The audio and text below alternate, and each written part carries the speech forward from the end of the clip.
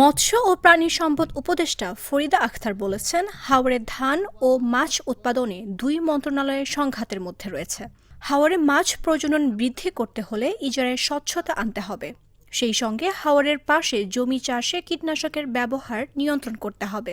রোববার দুপুরে মৌলভীবাজারের শ্রীমঙ্গল বাইক্কা বিল পরিদর্শন শেষে তিনি এসব কথা বলেন।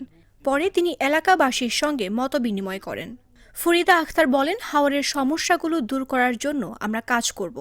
অনেক জায়গায় অপরিকল্পিত বাঁধ দেওয়ার কারণে পানি প্রবাহ বাধাগ্রস্ত হচ্ছে। এভাবে হাওরের ক্ষতি হচ্ছে। সিদ্ধান্ত গ্রহণে মৎস্য প্রাণী সম্পদ মন্ত্রণালয়ের প্রতিনিধিত্ব না থাকে, আমাদের জেলা প্রতিনিধিত্ব, উপজেলা প্রতিনিধিত্ব না থাকে, তাহলে কিন্তু এটা দুর্বল হয়ে পড়বে। আপনারা কিন্তু, আমি একটা অনুরোধ করব যে আপনারা প্রকল্প মানে বিদেশি অর্থায়নে প্রকল্প ভিত্তিক চিন্তাটা করবেন না, কারণ বিদেশি অর্থ এক পর্যায়ে শেষ হবে এবং ওরাও সারা বছর দিক, সারা জীবন দিক, এটা আমরা চাইতে পারি না। এটা আমাদেরও আত্মসম্মান বোধ থাকা উচিত যে আমরা সেই সক্ষমতা নিজেরা অর্জন করতে হবে।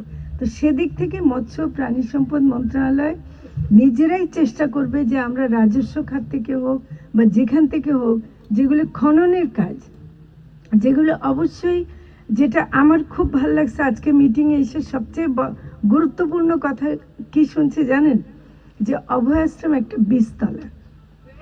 আমরা কৃষিতে বীজতলার কথা শুনি, কিন্তু বীজতলা বলে কথাটা যে কত সুন্দরভাবে ফুটে উঠলো সেটা কিন্তু আমি আজকে শুনলাম, এবং আমি এটা, তার মানে আপনাদের মাথায় এটা আছে।